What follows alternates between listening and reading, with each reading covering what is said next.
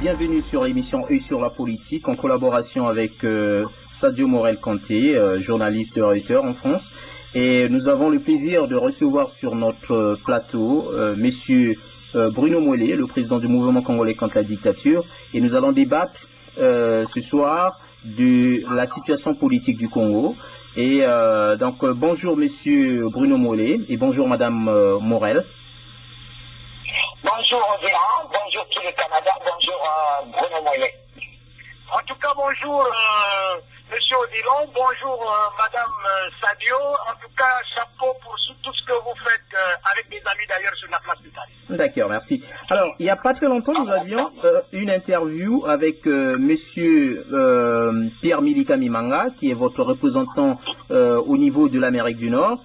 Il nous avait dit que l'affaire d'élection présidentielle du 20 mars 2016 n'est pas votre affaire. Alors la question que l'on se pose aujourd'hui, c'est de savoir si vous, en tant que président, vous pouvez nous confirmer en fait ces propos. En tout cas, merci beaucoup, Monsieur Odilon. Je vous dis de la manière la plus simple qui soit que je vais dans le sens d'ailleurs des propos du coordonnateur du MCCD États-Unis, Amérique du Nord, M. Pierre Milika Mimanga, que l'élection factice du dictateur Denis Sassou Nguesso, qui n'est qu'une injure à notre peuple, ne représente aucun effet, aucun événement en ce qui concerne le mouvement congolais contre la dictature. Donc c'est un non-événement auquel nous ne pouvons participer. D'accord. Mais votre mouvement est encore, fait encore partie de l'IDC-FROCAD, n'est-ce pas? Bon, écoutez, le FROCAD, parce que peut-être pas l'IDC, mais le FROCAD. D'accord. Le FROCAD est un cadre de rassemblement des forces politiques, sociopolitiques contre le changement de la Constitution et contre le troisième mandat du dictateur Denis Sassou Nguesso. On parle du mandat, parce que vous savez, dans ce foisonnement de formation politique, il y en a qui considèrent le dictateur Denis Sassou Nguesso comme président. Et donc, on dit le non changement de la Constitution et aussi le non troisième mandat du dictateur Denis Sassou Nguesso. Donc, c'est d'abord ça. Donc, ce rassemblement prend en compte tous ces Congolais, lambda d'ailleurs même, qui ne sont même pas militants d'un parti politique, et ces structures au niveau de la diaspora, au niveau de l'intérieur, qui ont trouvé en FROCAD un cadre de rassemblement permettant effectivement de mener cette dynamique jusqu'à obtenir, à exiger la fin de la dictature de Denis Sassou Nguesso qui aujourd'hui sévit au Congo depuis plusieurs décennies. Maintenant, à travers cette dynamique, il y a eu dans cette lancée-là la création de l'IDC. D'ailleurs, vous saviez, c'est au cours de dialogue alternatif, de l'IATA, que l'IDC, les acteurs de l'IDC qui sont venus participer à cette époque, il n'y avait pas encore l'IDC qui existait, qui, au sortir de ce dialogue, ont créé l'IDC dans le but, d'ailleurs, ce qu'ils avaient dit, de créer des départs massifs du PCT, de la majorité dictatoriale, qu'ils appellent majorité présidentielle, de telle sorte que ces derniers qui traînaient encore les pas pour rejoindre la dynamique populaire, la dynamique d'espoir, la dynamique d'espérance, pour pouvoir amener à exiger la fin de la dictature.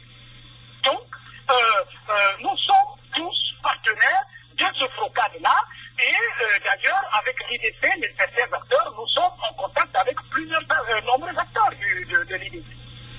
Mais comment se fait-il que si vous faites partie du FROCAD et que certains de vos membres, moi je veux dire ici, je sais que vous n'aimez pas souvent individualiser les débats, mais on a vu ces jours-ci que Monsieur Kolela va en fait se présenter à l'élection présidentielle. Et c'est sûr que d'autres membres vont le faire aussi, parce que je pense à Monsieur Okombi Salissa, je pense à Monsieur Tsatima Biala et d'autres membres aussi, des leaders d'opposition. Certains vont vouloir aussi faire de même. C'est vrai qu'au départ, il était question de chercher, de mettre en place une candidature unique, mais à l'allure où vont les choses, est-ce que vous pensez vraiment que les choses vont aller les choses ne vont pas s'empirer pour votre FROCAD? Bon, écoutez, je pense quand même, Monsieur Odilon, avec tout le respect, dans une émission comme celle-là, Oui. et à des périodes très importantes et profondes Oui. de la vie politique de notre nation. Je pense qu'il faut que nous parlions des choses qui sont officielles, parce Oui. que là, nous sommes sur du conditionnel. Oui. Maintenant, on m'a posé la question, bon, je ne pense pas que nous soyons là à débattre des choses. C'est vrai que sur les réseaux sociaux, il y a certains, nous avons vu, bien entendu, il y a des comités qui se créent pour même la collecte d'argent, et ainsi de suite. Là, on nous parle même des candidatures ethno-régionales, parce que, ce que je sache, ce qui a été officiel, c'est la convention qui avait été convoquée, organisée, tenue, au cours d'ailleurs, le but de cette convention, c'était obtenir, sinon fixer, une candidature unique. Vous savez, vous connaissez d'ailleurs les résultats. Oui. Alors, Madame Sadio? Oui, Bruno Moïse, en tant que membre du FOCAD, et mouvement membre du FOCAD, comment expliquez-vous le fait que vous ne soyez pas mêlé à la décision de vos camarades de lutte d'aller ou non aux élections? Et comment pourriez-vous expliquer que les gens qui ont contesté un référendum veulent aller aux élections, bien qu'ils ne se soient pas encore prononcés? On entend ici et là dire qu'il y aura environ 5 membres du FOCAD qui iront, de l'UDC pardon, qui se présenteront, et que le FOCAD aussi pourrait envoyer des membres pour ces élections-là. Comment donc expliquez-vous que vous n'y soyez pas associés, non? Et de deux, que les gens qui ont contesté un référendum veuillent aller aux élections sur la base du même référendum décrié. Bon, c'est ce que je disais, puisque le FROCAD, c'est un rassemblement de force. Vous savez, dans le rassemblement de force, il y a plusieurs expressions. Il se trouve aujourd'hui qu'il y a certains acteurs qui peuvent faire le choix du raccourci. Mais notre devoir à nous, c'est d'échanger avec ces acteurs, c'est d'apporter les arguments.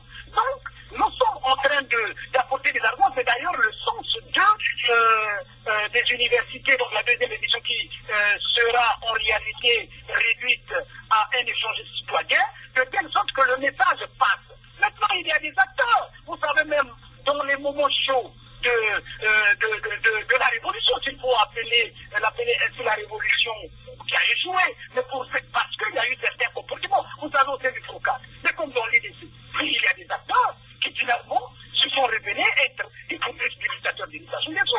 Il parlait du dictateur Denis Sassou Nguesso qui sont venus pour occulter la dynamique, qui engage la dynamique populaire. Parce qu'en ce moment, c'était plutôt une technique d'étouffement, puisqu'il parle d'envahir chacun sa région pour fragiliser Sassou. Si c'était plutôt cette technique, et quel qu'en soit, comment pouvez-vous expliquer que des gens qui ont décrié, n'ont pas reconnu un référendum, puissent aller aux élections sans la confection d'un corps électoral et d'un fichier électoral digne de ce nom? Et même, pas sur la base des élections anticipées annoncées par Sassou quand même. Chère madame, d'ailleurs, vous voyez, vous notez déjà dans votre question le développement. Je peux noter là la contradiction du fait que les gens aillent à l'élection. Si les gens décident demain d'aller à une élection, surtout dans les conditions où il faut sortir des candidatures ethno-régionalistes, non, écoutez, ce serait une injure faite à notre peuple et surtout à ces combattants qui sont tombés. Ces Congolais dignes qui sont tombés pour se battre pour une nation, construire une nation, une et indivisible. Mais Sassou Nguesso a construit tout son mensonge pendant des décennies. Que sur le fait que la politique au Congo se ferait sur la base ethno-régionaliste. Et des gens qui viennent aujourd'hui pour dire que demain ils vont sortir des candidatures sur la base ethno-régionaliste. Vous croyez vraiment? Vous croyez avec votre intelligence, Madame Sadio? Vous croyez qu'une telle stratégie soit celle qui permette d'asphyxier le dictateur Denis Sassou Nguesso? Mais d'ailleurs, nombre de ces acteurs ont été partenaires du dictateur Denis Sassou Nguesso. Ils ont été ministres, députés pour certains, conseillers pour d'autres, collaborateurs pour nombreux du dictateur Denis Sassou Nguesso pendant que nous menions ce combat. Vous savez, Madame Sadio, quand nous étions le 15 août 2015 à Paris, dans mon discours, j'avais dit, ceux qui viennent nous rejoindre, qui étaient des partenaires de Denis Sassou Nguesso, mais qui ont été habités par le remords et la repentance, nous les accueillons à bras ouverts et à cœur ouvert. Mais nous restons vigilants et rigoureux lorsqu'il s'avérerait qu'ils sont venus pour nous divertir. nous prendrons nos responsabilités de renouveau qu'on la dictature, la voix du peuple libre. L'espoir d'un peuple, le rêve d'une nation.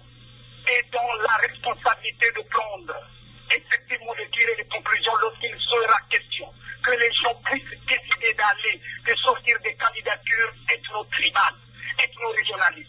On ne peut pas tomber, on ne peut pas rabaisser le Congo, on ne peut pas rabaisser le Congolais à ce stade-là. C'est pourquoi je vous dis, vous avez l'espoir.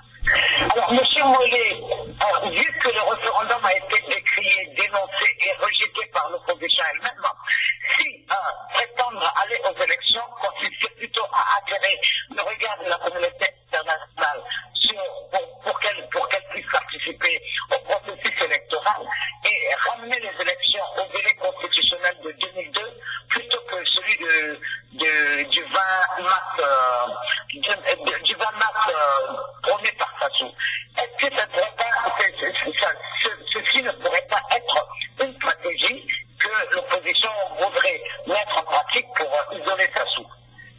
Bon, écoutez, Madame Sadio, je suis plus à l'aise parce que je suis interviewé, questionné par une journaliste qui connaît quand même tous ces contours électoraux au niveau africain et même dans le monde. Vous êtes quand même une journaliste, l'on ne devrait pas quand même méconnaître votre talent et votre expérience. Est-ce que dans votre expérience, vous pensez d'ailleurs, vous parlez de qui? Nous sommes à 1 mois et demi de cette mascarade sanglante dont la base est le sang de notre peuple. Et est-ce que vous croyez qu'à 1 mois et demi, sinon à quelques semaines de l'annonce officielle des candidatures, dont certaines d'ailleurs se sont annoncées, vous croyez que vous parleriez, vous, en tant que journaliste, de si vraiment, à quelques semaines, c'est vous dire que c'est du mensonge, Madame Sadio. Aujourd'hui, on ne peut pas dire, on ne peut pas nous faire comprendre que cette communauté internationale serait engagée pour créer les conditions excessives. Vous savez, le 25, lorsque Denis Sassou Nguesso organise sa parodie, parce qu'il est l'envoyé spécial de Batimoun et Abrazali, il refuse de le recevoir. Vous pouvez vous imaginer.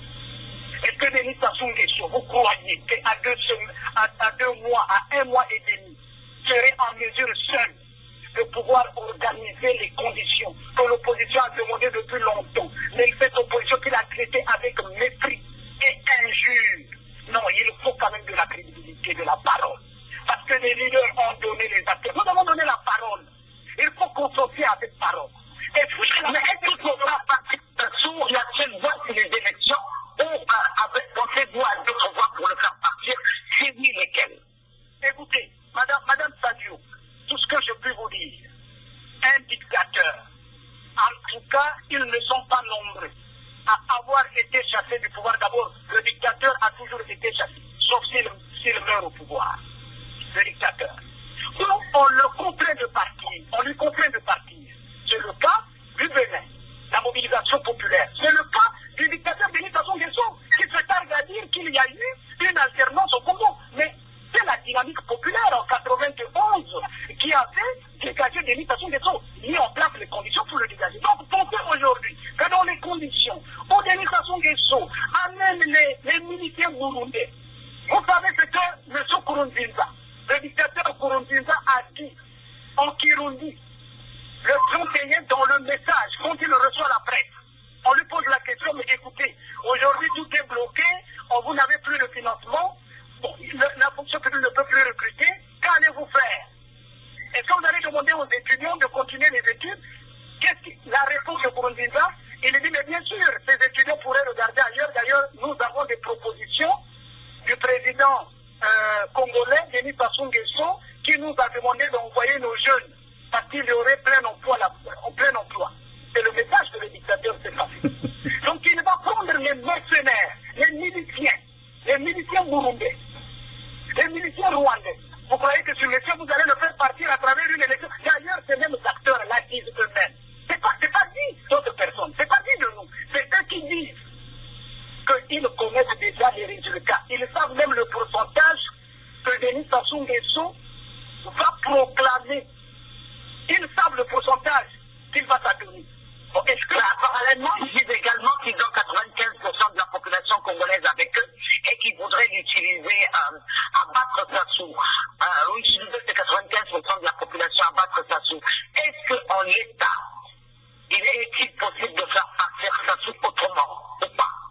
Mais bien sûr, faire partir le dictateur Denis Sassou Nguesso, c'est comme nous l'avions fait en 91, en créant les conditions, et après il y a eu des élections, où d'ailleurs en 91 il n'avait plus de pouvoir, c'était un président honorifique, son pouvoir.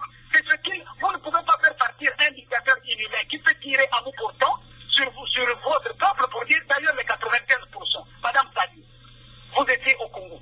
Vous savez que nombre de ces acteurs qui sont aujourd'hui, qui nous ont rejoints à l'opposition, ils sont partenaires. Je peux vous l'avoir dit. Partenaires du dictateur Denis Sassou Nguesso. D'autres étaient conseillers, d'autres étaient ministres, certains étaient députés. L'applaudissement continue tient les mensonges à l'Assemblée quotidienne. C'est les 95% dont vous parlez, dont ils parlent aujourd'hui. Est-ce qu'en 2002, Denis Sassou Nguesso avait 95% de notre peuple? Est-ce que l'opposition avait 5%? Mais eux, ils savent les résultats. Donc, ils savent les méthodes. Est-ce qu'en 2009, Denis Sassou Nguesso avait 90% de notre peuple? Non. Mais nous savons les résultats. C'est pour dire que les 95% de notre peuple, d'abord, quand ils parlent de 95%, c'est sur la base de quoi? Oui. C'est ça aussi la question qu'on devrait vous poser.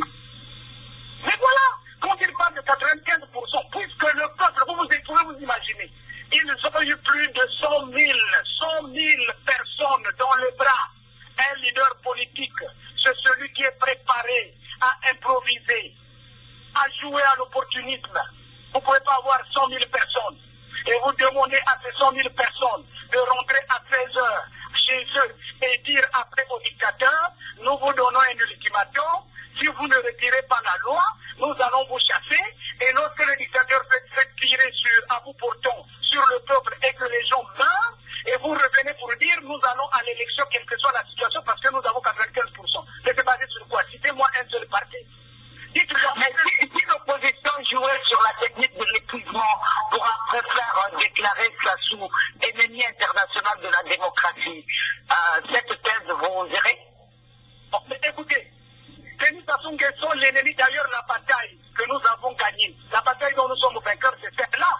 Malgré l'armada financière de Denis Sassou Nguesso, mais une armada parce qu'il a mis une base sur les régimes financières, les richesses de notre pays, de notre nation, en mettant notre peuple, nos populations, nos mamans dans des conditions les plus misérables qui soient, révoltantes qui soient au monde. Monsieur Bruno Moïse, et si l'opposition avait choisi de pratiquer la technique de l'épuisement afin de déclarer, de pouvoir faire déclarer Sassou Nguesso ennemi international de la démocratie, est-ce que dans ce cas, vous seriez droit dans vos votes?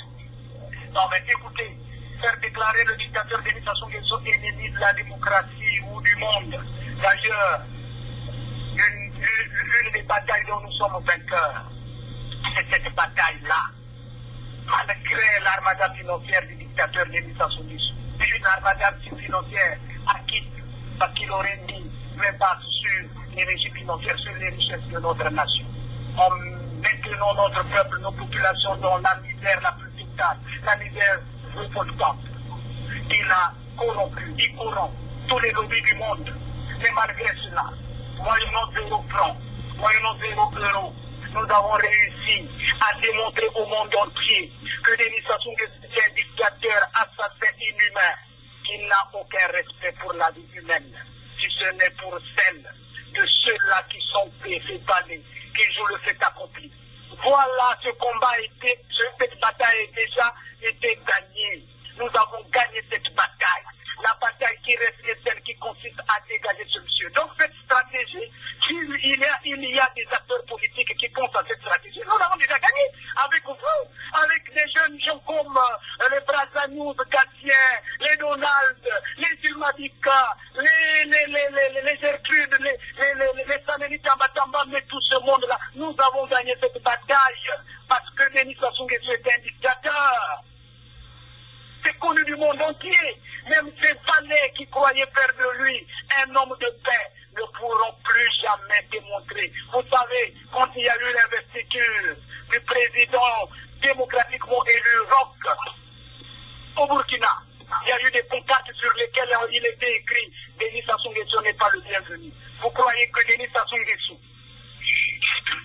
cette bataille grâce à nous. Donc l'opposition, un acteur politique qui ferait de ça une stratégie.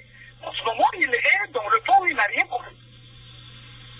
D'accord. Mais, monsieur Bruno Mouélé, actuellement, nous savons que vous êtes contre cette élection parce que vous évoquez le problème de la liste électorale qui pose un peu problème et un certain nombre de conditions. Mais qu'est-ce qu'il faut faire actuellement?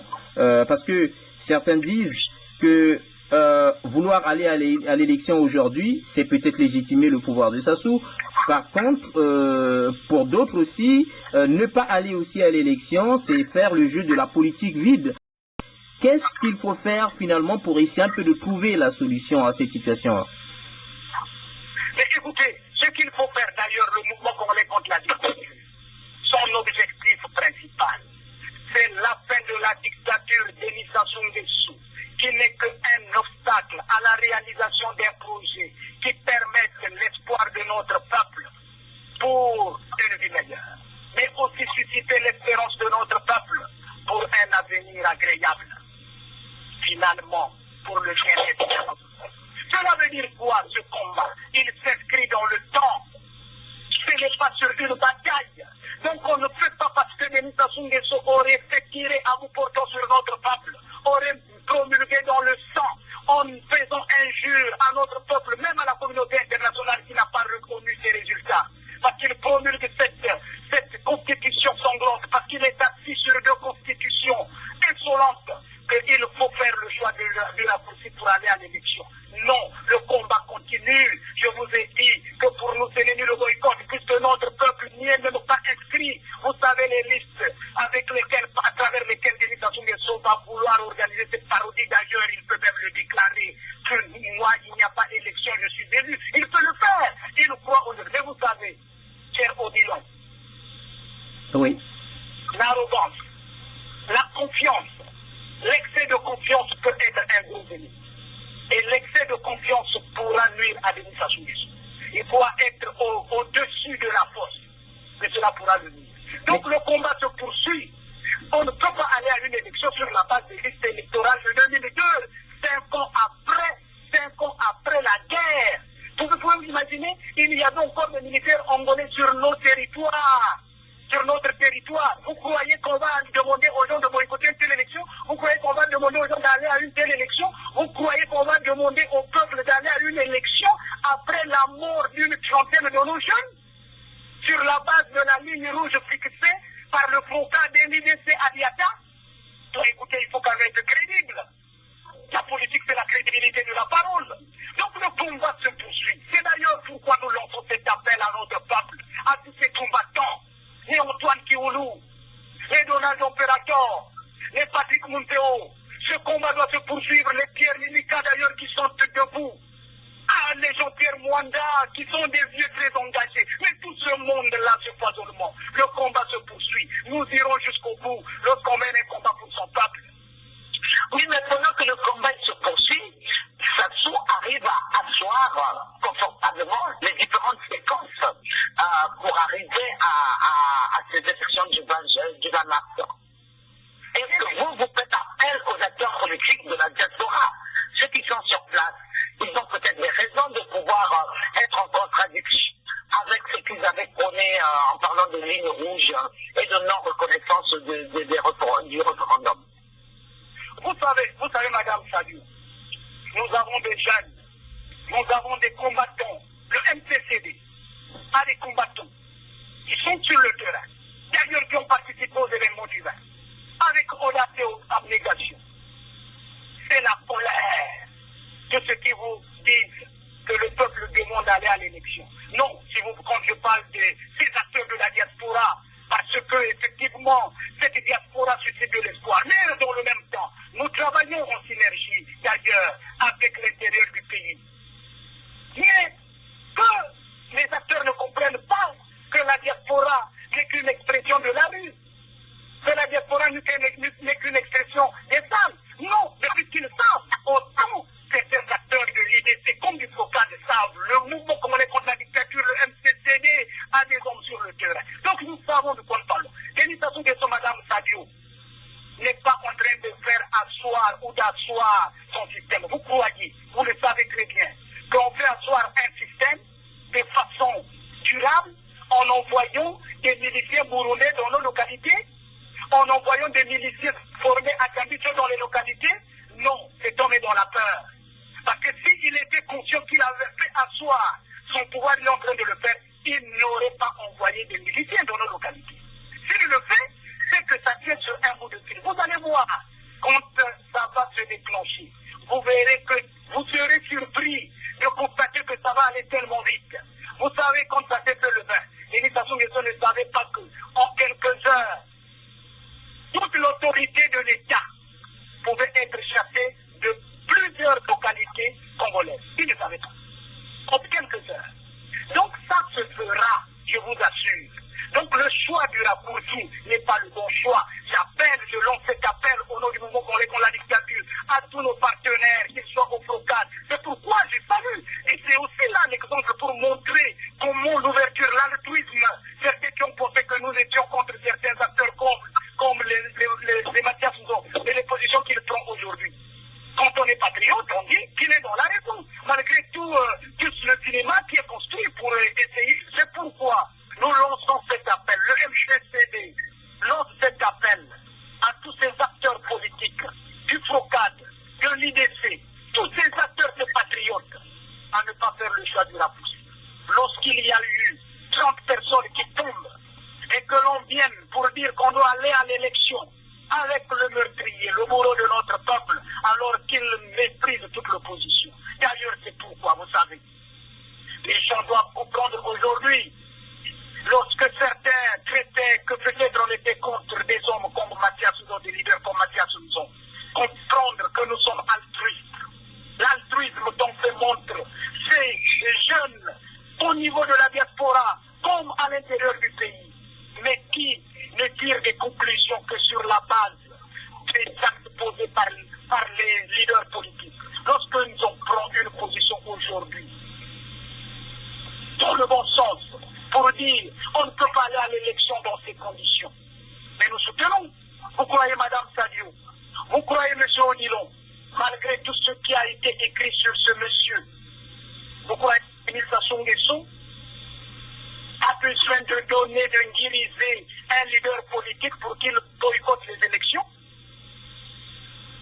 On n'a pas besoin d'avoir vraiment une agrégation, une analyse politique pour comprendre que Denis Sassou Nguesso n'en a pas besoin. Et donc nous disons que comme nous on l'a compris, et comme nous le MCCD l'avons compris, comme de nombreux acteurs politiques l'ont compris, même au sein du FOCAD, aujourd'hui pour certains, qui sont abasourdis à entendre qu'il y ait ceux qui veulent aller et qui fassent de l'élection, la participation à l'élection, une stratégie pour dégager Denis Sassou Nguesso. Mais comment? Est-ce que pour un leader politique, un acteur politique pour mobiliser ses militants, il a besoin de participer à une élection? Vous voyez le mensonge.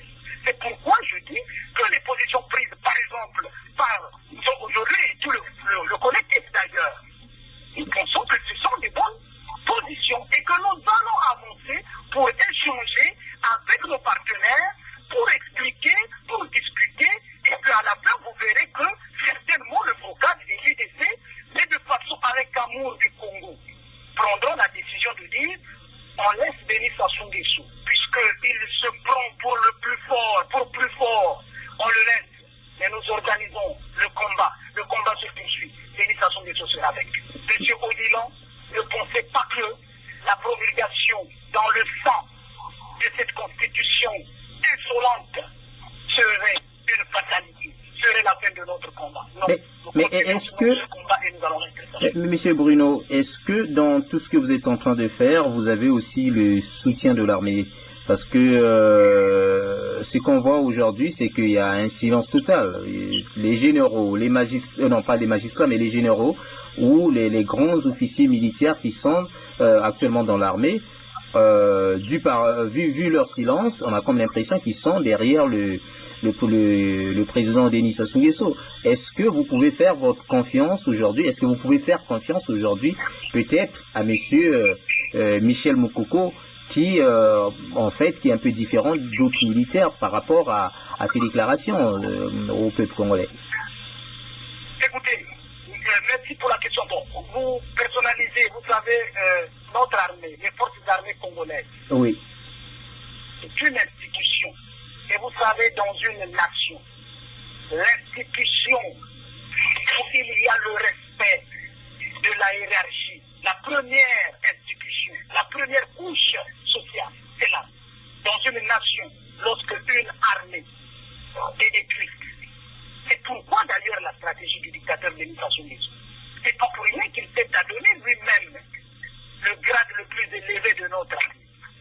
Mais on ne peut pas réduire à un individu. Laissez-nous parler de ce monsieur. Je pense quand même que ce monsieur a fait montre par le passé des comportements altruistes.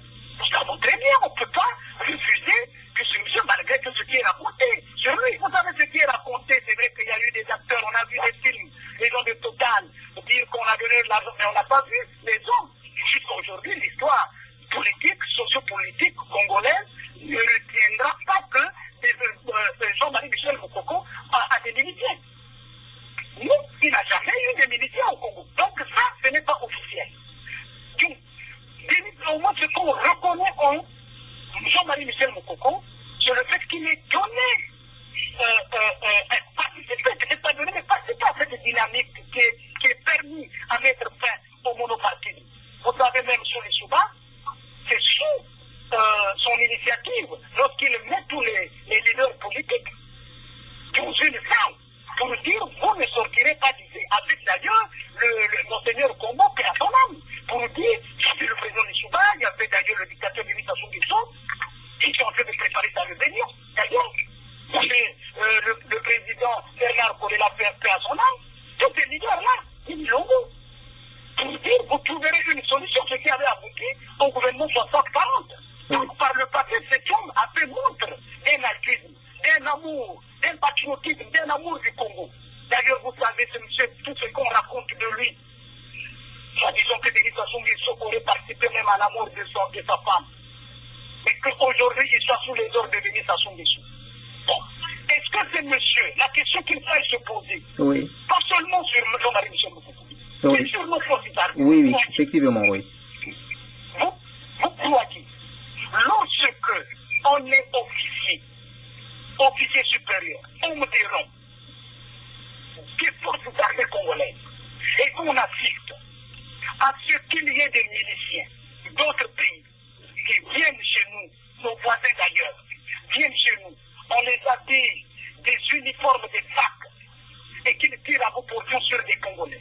Je pense que la conscience des officiers supérieurs, qu'ils soient en exil, qu'ils soient en fonction, que ce soit Jean-Marie Michel Moukoko d'ailleurs, doit être interpellé. Et nous pensons que nos forces armées, on ne peut pas être le moment qu'on est contre la dictature, l'espoir d'un peuple rêve d'une nation, et imaginer que nous n'ayons pas de projet. Si effectivement nous soyons contre les forces armées congolaises, mais nous allons construire dans le projet que va présenter demain après la fin de la dictature, que le moment qu'on est contre la dictature va présenter, mais c'est contre la force publique des forces armées, bien entendu. C'est pour ça que nous avons des contacts. Si vous me posez des questions, si vous avez des contacts, mais bien sûr, comment allez-vous écarter ce que représente l'une des institutions les plus importantes de notre nation, de notre République? Je vous dis oui. C'est en nation Marie-Michel Moukoko combat tous les officiers. Vous savez ce que Denis Sassou Nguesso fait. Je crois que vous le savez. Il y a des officiers supérieurs, même des hommes de rang, qui sont en exil de façon officielle, mais qui avancent en grade à l'intérieur du pays, qui ont des salaires, mais quand ils s'asseyent, ils doivent se dire, mais je suis à l'extérieur, je passe une année, mais il y a un salaire qui passe. Est-ce que ce salaire-là, c'est pas pour obtenir mon silence? Est-ce que ce salaire, c'est pas pour obtenir mon garde-à-vous? Denis Sassou Nguesso a fait croire à une génération de nos officiers, de nos hommes, de nos militaires, qu'ils sont là, ils ont le grade à lui. C'est ça qu'il a fait. C'est ça pour dompter les gens. mais nous sommes en train de casser tout ça. Ben, en fait, la question que j'allais vous poser, c'est à propos de, en fait, de Monsieur Boukadia. C'est vrai, bon, je sais que vous n'aimez pas trop personnaliser les choses, mais nous avions vu que Monsieur Boukadia a été arrêté compte tenu de sa position sur la division en fait, la séparation du Congo, du Sud Congo et du Nord Congo. Mais est-ce que vous pensez que son arrestation, en fait, son arrivée au pays n'était pas bien calculée, ou bien est-ce que vous croyez qu'il est naïf de pouvoir rentrer au pays et se faire arrêter? Bon, vous savez, en ce qui nous concerne au MCCD, oui. C'est d'ailleurs nos militants qui sont à l'intérieur du pays nous demandent souvent, vous rentrez quand? Oui. Et nous disons, vous savez, lorsqu'un leader décide de rentrer, il faut qu'il soit sûr, qu'il se rassure. C'est ce que nous avons toujours dit à nos hommes. On ne peut pas rentrer s'il n'y a pas des zones qui sont sécurisées. Oui. Même dans l'histoire de l'humanité, des grands hommes, des grands leaders, tels les Yasser Arafat, vous savez pourquoi on met les gardes du corps? Parce que quand le leader meurt, c'est tout un espoir. Il faut parfois attendre même un demi-siècle pour reconstruire le combat. Oui. Vous avez vu le cas de Savigny. Depuis que dès que Savigny était mort, c'était la fin de l'unité. Effectivement. Vous avez vu d'ailleurs au Colombie. Donc le leader, ce qui se passe d'ailleurs chez nous dans les partis politiques, puisque c'est les partis politiques construits sur la base d'un leader. Vous avez vu dès que le Pascal Issouba n'était plus disponible, vous savez ce qui se passe au sein de l'UPADES. Oui, oui. Le CAP, le REC. C'est parce qu'il n'y a pas un seul leader. Vous voyez au MCDDI, d'ailleurs vous voyez le cinéma entre deux frères. Oui. Le spectacle RTPS. Je peux en citer nombreux. C'est pour vous dire que le leader ne peut pas rentrer lorsqu'il n'est pas sûr et rassuré de sa situation sécuritaire. Oui. Maintenant que M. Boukadia doit rentrer, c'est son choix. Oui. Il était sûr, certainement, qu'il avait des conditions sécuritaires. Bon, est-ce que c'est pour autant qu'il faut soutenir son arrestation? Je dis non.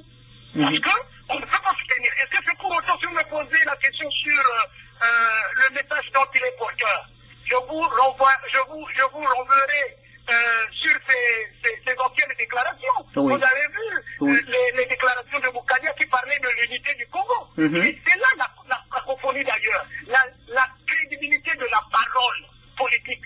Lorsque un leader politique, il y a 4 ans, était en train de faire une tournée nationale pour parler des régions de Kouilou, de Poul, des plateaux, de toutes ces régions qui formeraient un.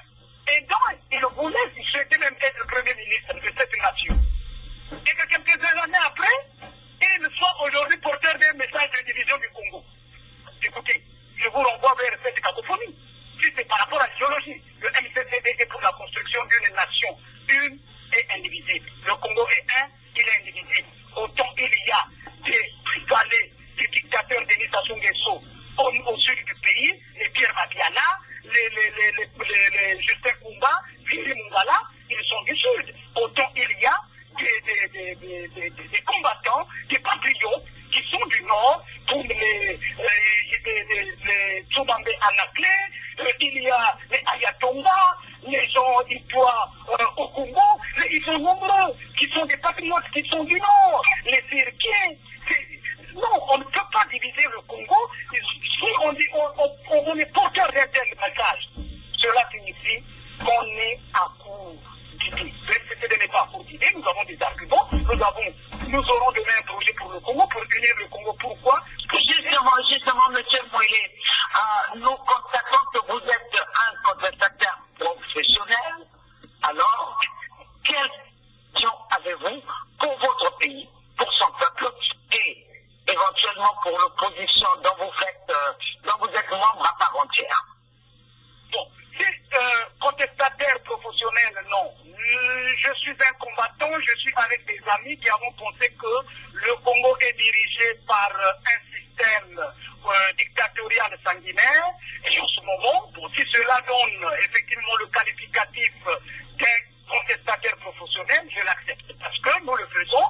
C'est pas mauvais en soi, hein? Nous le sommes un peu tous. Hein? Vous savez, ces expressions, on peut les prendre sous toutes les formes négatives comme positives. Mais ce n'est pas ce qui est important. Ce qui compte, si vous me posez la question sur le projet du MCCD, vous savez, je dis l'objectif, c'est la fin de la dictature, parce que c'est l'obstacle. Le projet viendra. Le MCCD, d'ailleurs, je peux vous lancer un certain juste exemple des chapitres. Il y a beaucoup de chapitres sur lesquels les comités travaillent, les cellules travaillent. Nous avons le travail. Il y a une maquette du projet du MCCD, mais ce projet-là est conçu. Il n'est pas écrit, conçu par les membres du MCCD jusqu'à l'intérieur du pays, même dans nos villages. Parce qu'il faut faire participer même nos jeunes qui ne sont pas allés à l'école. Parce que nos paysans, c'est eux qui ont la connaissance de la terre, de là où ils vivent. Ils savent quel est le fruit qui peut pousser mieux. Par exemple, dans la région de la Likwala, quel est l'aliment qui peut pousser mieux dans la région de la Bouinda. Il faut faire intervenir cela. Et nous sommes en train de travailler. Et aujourd'hui, quelqu'un qui viendrait dire, dans une situation de dictature, sans un recensement administratif clair, qu'il dise qu'il a un projet, il est dans le mensonge. C'est des copies qu'on prend, qu'on vient, puisque comment allez-vous faire un projet si vous ne savez même pas aujourd'hui? Vous n'avez même pas les statistiques. La première des choses qu'il faut faire, il faut d'abord que vous fassiez un recensement qui permette de savoir, nous avons tant de cadres dans tel secteur, tant d'ingénieurs, tant de ceci, dans telle région. C'est comme ça que ça se fait ici. Donc, si aujourd'hui nous disons que nous avons un projet, comme certains le disent, bon, nous avons un projet, on va construire 4 universités, vous allez les construire où? La main-d'œuvre viendra d'où? Il faut d'abord faire cela. Et c'est ça la dynamique MCCD, l'espoir d'un peuple. C'est là le projet. Maintenant, par rapport à l'opposition, je crois que toute cette émission est allée dans ce sens. J'ai lancé un appel, j'ai salué les positions que nous avons aujourd'hui avec le collectif, nombreux acteurs qui sont au FROCAT et l'IDC qui sont pour effectivement dire que nous devons empêcher le dictateur de Sassou Nguesso comme nous l'avons fait. Si nous avions fait le pain, le choix le plus facile du raccourci, mais Denis Sassou Nguesso aujourd'hui aurait la légitimité internationale. Même si on dit, bon, ça ne le sert pas. Mais grâce à cela, ça permet qu'il soit personnel non grata au Burkina Faso. Parce que pourquoi les gens font ça? Ici au Burkina, c'est un président démocratiquement élu. Et toi, Denis Sassou Nguesso, tu n'es pas le bienvenu ici. Est-ce qu'il est allé au Burkina? Et vous verrez qu'ailleurs, où les présidents vont être élus sur la base des élections factices, Denis Sassou Nguesso ira. Parce qu'il sera protégé. Quand les gens voulaient se lever, le dictateur va arrêter. Mais au Sénégal, vous verrez que Denis Sassou Nguesso va réfléchir 2 fois avant d'y aller. Au Burkina, idem. C'est pour vous dire que le choix juste est le choix de la raison. Le choix juste est le choix de la dignité. Le choix juste est le choix de l'auteur. On ne peut pas dire, nous savons que le match est joué à l'avance, mais nous allons quand même compétir. C'est pourquoi nous organisons la 2e édition des universités. Oui. Nous avions organisé en 2015, particulièrement en mars 2015, la première édition des universités d'hiver du MCCD. C'était un moyen, un cadre de rassemblement de toutes les coordinations, celles qui pouvaient se déplacer, parce que le MCCD c'est un grand mouvement, c'est les États-Unis ou le Canada, là où vous êtes, c'est le Danemark, c'est l'Angola, le Burkina Faso, le Gabon, bref, la France, parce que toutes les villes, la Hollande, là moi-même je suis avec beaucoup de frères, bref. Et donc nous nous étions retrouvés pour réfléchir sur les questions d'actualité. Oui. À l'époque, c'était la question du dialogue, la question du changement de la Constitution, et ça fait un ensemble de thèmes, et aussi le côté financier du projet de loi. Oui. Mais pour cette année, vous pensez qu'il était nécessaire, comme on le dit, à situation particulière, mesure particulière. Oui. Nous avons le dictateur Denis Sassou Nguesso, qui, d'ailleurs, avec insolence et mépris, a raccourci donc son mandat, pas que le mandat, oui. raccourci son mandat pour organiser une élection factice le 30 mars, le 20 mars. Et donc là, nous nous disions, il faut que nous nous retrouvions Oui. pour discuter, échanger avec les Congolais. Au lieu que nous nous retrouvions seulement entre nous MCCD, il faut échanger avec les Congolais. Pourquoi? Parce que vous savez, le MCCD est un partenaire de beaucoup de forces politiques pour l'expression populaire. Le MCCD a participé d'ailleurs à la conception du grand meeting. Que vous en êtes informé. Oui.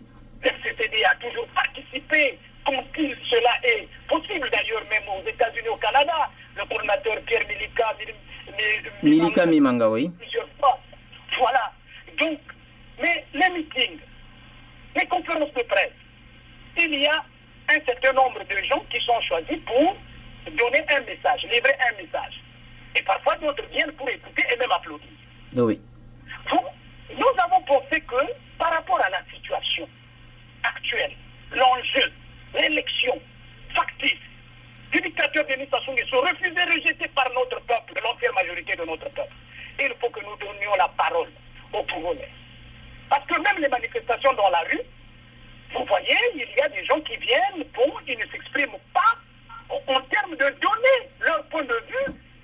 C'est simplement certains qui prennent les mégaphones. Et nous avons fait que là, autour d'un café, comme un petit café politique, autour d'un café, sans protocole, nous discutons avec des Congolais, nous échangeons. Sans protocole, chacun donne son point de vue, c'est ce qu'il pense. Peut-être que l'analyse menée par le MCCD, peut-être qu'il y a d'autres arguments dans l'ensemble de notre peuple, de notre population, et il faut aller échanger pour les écouter. Et comme nous savons que ça devait se faire en réalité au Congo, et comme le dictateur, il ne permet, il n'autorise que ceux qui se retrouvent pour faire du fait accompli et se mettre au garde à vous. Donc applaudir. Comme d'ailleurs l'agitation qui a commencé à se faire encore dans les régions, vous l'avez vu. Oui. D'ailleurs, c'est même arrivé jusqu'à Paris, où certains, vous avez vu certaines images, on dit oui. que c'est déjà tombé. Donc finalement, le mot Paris est tombé, ça les inquiétait. Bref. Et donc nous avons pensé qu'il faut aller donner l'exemple, puisque ce que nous faisons ici, nos compatriotes à l'intérieur du pays suivent. Et donc nous allons rencontrer la diaspora congolaise de Lille, échanger avec elle. Elle avait manifesté depuis longtemps le désir d'échanger avec le noyau politique de ce grand mouvement de combat. Nous allons échanger par rapport à l'enjeu, donc nous avons choisi le thème, le MCCD et le peuple congolais face à la mascarade électorale annoncée du 20 mars 2016. D'accord. Et donc après, il y aura d'ailleurs des partenaires du MCCD, vous savez, le MCCD a des partenaires. Parce qu'il y a un après 25. C'est pourquoi vous voyez d'ailleurs le FOCA d'aujourd'hui, il y a d'ailleurs une unicité de parole. Même dans la candidature, vous voyez, ils veulent faire, je vous ai dit, les candidatures régionaux ethniques. Bon, et donc pour dire que nous avons nos partenaires aujourd'hui, ça se construit, ils seront avec nous, et que nous regarderons que peut-être après ces échanges de l'île, il va falloir que nous puissions continuer à échanger avec des Congolais, peut-être dans d'autres villes, peut-être là-bas au Canada, peut-être, et ça va se faire avec d'autres partenaires. Oui. Donc voilà le sens de la deuxième édition des universités. Il n'y a pas tous les coordonnateurs, sinon les représentants des coordinations qui vont se déplacer comme on l'avait fait avant. Là, c'était simplement le MCCD qui s'était retrouvé, mais dans un cadre de réflexion intellectuelle, respectons la connaissance, parce que la connaissance et le savoir sont universels. Oui. Nul n'en a le monopole. Et là, nous avons pensé qu'il faut aller échanger avec les Congolais. On reste plus entre nous, mais on échange avec les Congolais, mais sans protocole. D'accord. Merci, merci Monsieur Mouélé, merci aussi à Madame Sadio Morel-Kanté depuis la France et aussi, bon, j'ai oublié de le préciser, mais je crois bien qu'on l'avait dit au départ, pour Monsieur Bruno Mouélé qui est aussi en Europe, en Hollande, si je ne me trompe pas.